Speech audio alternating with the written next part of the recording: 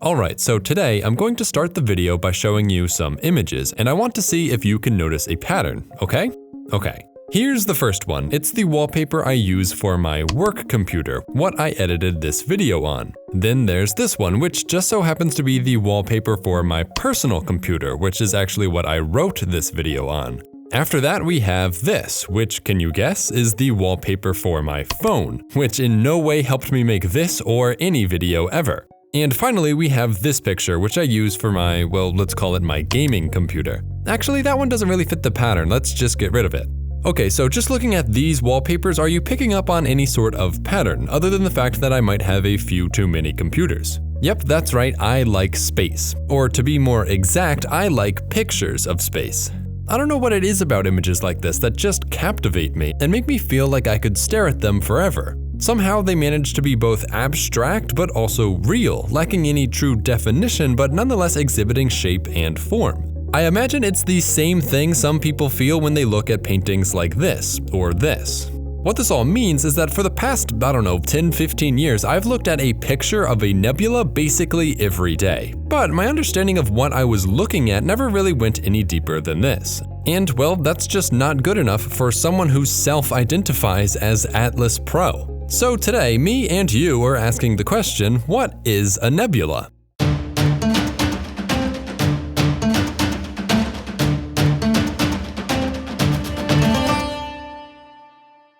The first thing you need to know is that nebulas, or nebulae as the astronomy nerds would say, don't actually look like they appear in most pictures. Now, I could go into a long explanation as to why this is, or I could just point you on over to this Vox video, which does a better job than I ever could at explaining it. Yeah, you know what? I think I will just do that. Go and watch this video afterwards if you're curious. All you need to know for this video is that it's all a matter of light. You see, space is dark, and therefore there are really only two ways of seeing anything. Either light is emitted from an object like our sun, or light is reflected by an object like our moon.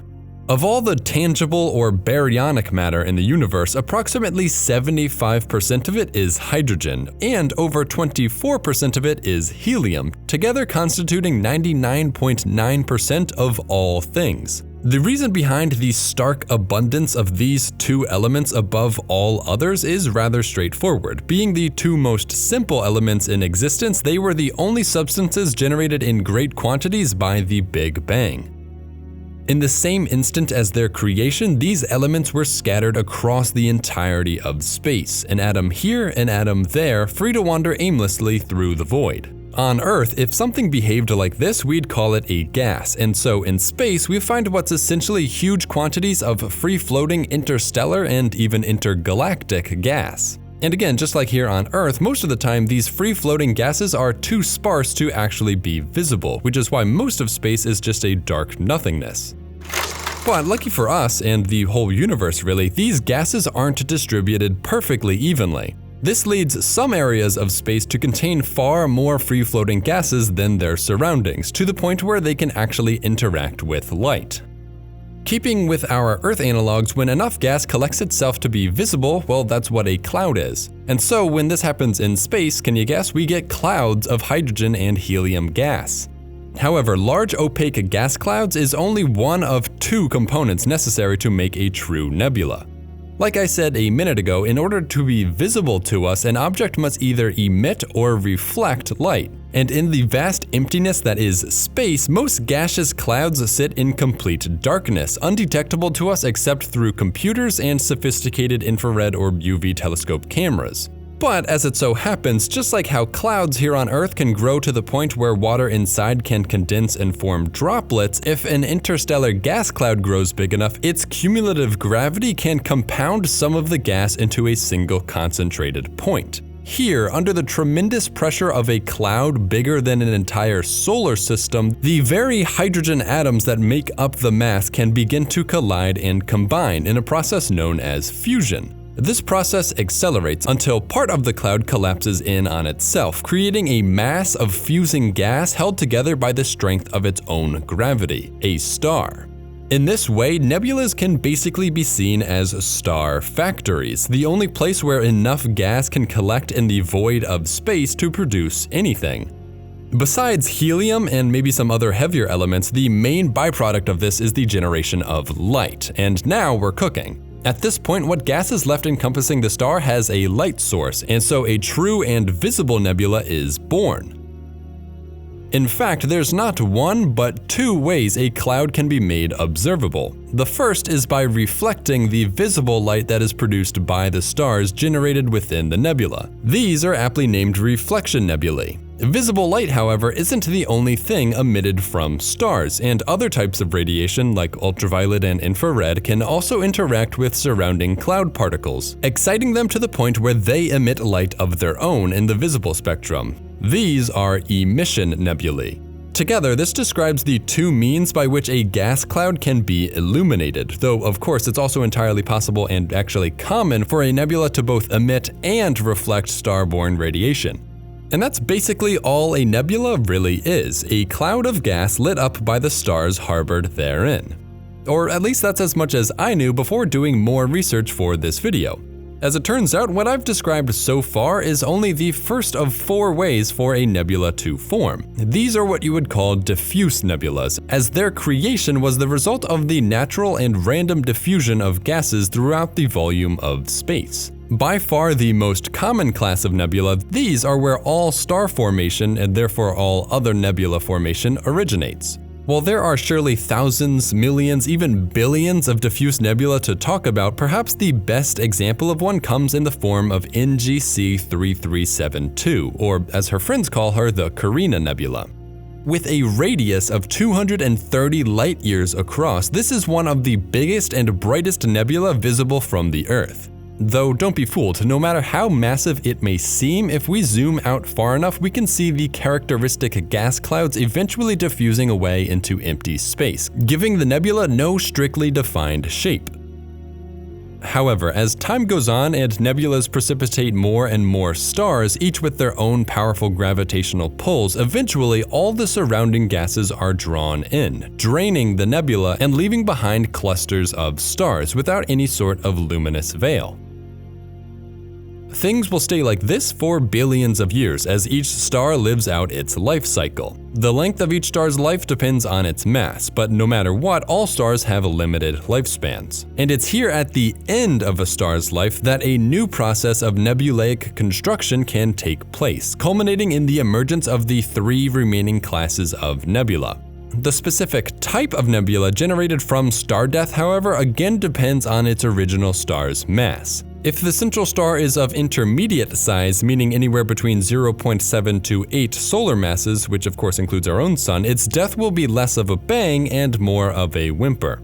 As the star ages, it begins to experience mass loss, and not the good kind, but rather the kind where an internal battle between the sun's radiation and its gravity causes the star to fling its own flesh out from its body. This ejecta forms a new cloud around the dying star, one of almost identical composition to the nebula that created it, though perhaps with some more helium and oxygen. Nebulas in this state are referred to as proto-planetary nebulae, but for reasons I'll mention a little later, this is just a really dumb and confusing and downright nonsensical name. So instead, I'll be calling them ejected nebulae.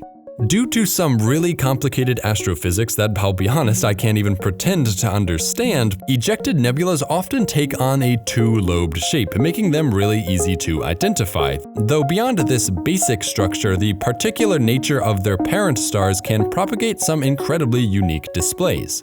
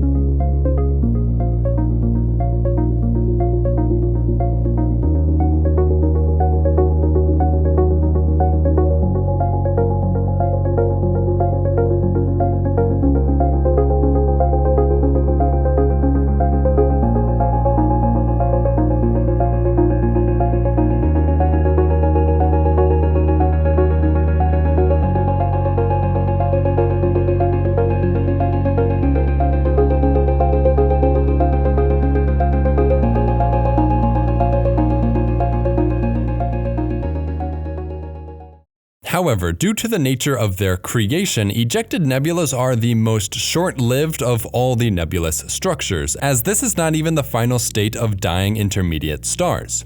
As a star continues to die, its core temperature actually increases until a certain threshold, in this case around 30,000 degrees Kelvin, is reached, at which point the star has likely expelled the bulk of its matter, and all that remains is the super dense carbon-oxygen core, a white dwarf, the final stage of intermediate mass stars. In this state, the star emits enough radiation to cause the ionization of surrounding gases, turning it back into an emission nebula. In doing so, this reveals the full scope of the star's ejecta, which has usually come to encompass it as a spherical sheath, gravity's favorite shape. It was this very shape that tricked many early astronomers into thinking that these were planets, and hence from the protoplanetary nebula we now have a planetary nebula. Although, if I'm to be honest, this name also sucks, being based on a misconception and in reality having nothing to do with planets. In my opinion, a better name would take into account the fact that these are made from stars and would be something along the lines of a stellar nebula, or hear me out, star death nebula. Or, I don't know, if you have any better suggestions, leave them in the comments. All I know is that it just doesn't make any sense to call these planetary, especially now that we know they're completely unrelated to planets. That being said, if we take a look at a few more examples, it'll at least start to make sense how people could have made this mistake before advanced telescopes had come about. Perhaps the most visually appealing and consequently most popular planetary nebula, stellar nebula, is NGC 7293, the Helix Nebula. This appearance, however, is the result of our singular perspective from here on Earth, and if we take a look around it, we'll find a better clue as to the architecture of the nebula, featuring a spheric shell as well as an elliptical disk, almost giving the nebula's profile the appearance of a planet with a ring system. If you didn't know better, it'd be easy to confuse the helix with the ring nebula, given their similar prismatic cores. However, back far enough away and the rings of the ring nebula come into the picture, representing much thinner clouds produced from the early days of the core star's death. Just like ejected nebula though, based on the special conditions of the central stars, stellar nebulas can take on a variety of forms. Take NGC 6543, the Cat's Eye Nebula, where the white dwarf has been encapsulated by a corkscrew-shaped gas cloud, which itself is enveloped by a familiar ring, the cat's halo. Another fascinating sight is NGC 2392, the Eskimo Nebula, which from our perspective here on Earth shows us a dense central cloud surrounded by filaments over a light year in length, in my opinion making the nebula look more like a firecracker mid-explosion than an Eskimo. While it's unknown what exactly has caused these mysterious sparks to form, orbiting around the structure at the very least gives us a better idea of what we're actually looking at. But okay, just for fun, let's look at a few more.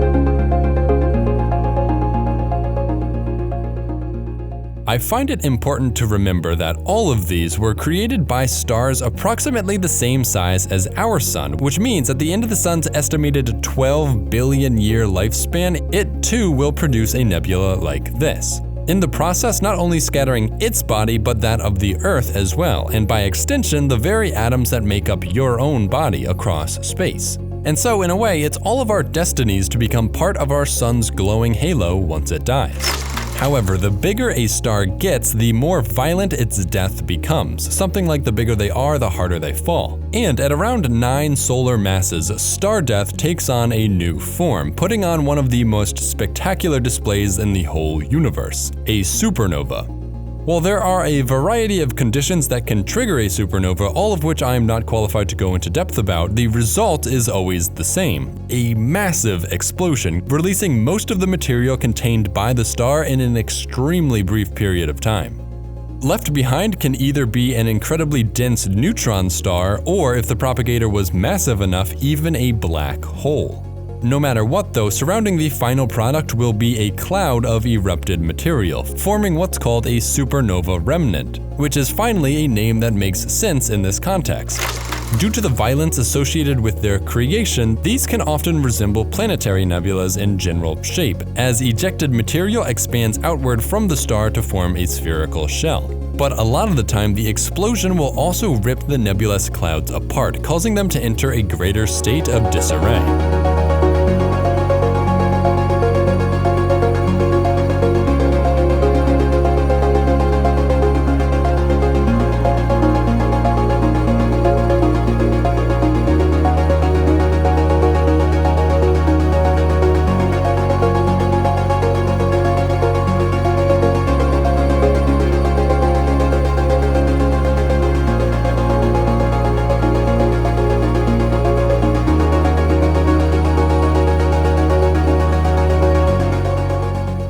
Okay, so those are the 4 main types of nebulas we'll encounter in space, but that isn't the end of the story. You see, while nebulas represent places where enough gas has collected to convey the light generated by stars, if too much gas accumulates in a small enough area, it can have the opposite effect and actually block light from escaping. These are known as dark nebulas. When they're situated alone in space, they look exactly how you'd imagine, as dark splotches with barely definable limits, only visible by blocking starlight coming from behind. But it's important to remember that space is a virtually infinite ether, and so the most likely place to find highly concentrated gas clouds is at the center of larger, less concentrated clouds. A lucky effect of this is that the luminosity of the regular nebula does a better job at revealing what would otherwise be an invisible dark nebula, often creating recognizable and even iconic shapes in the clouds. Perhaps the most well-known dark nebula is the Horsehead Nebula, where a dark cloud protrudes out in front of a greater nebula, revealing a roughly head-shaped shadow.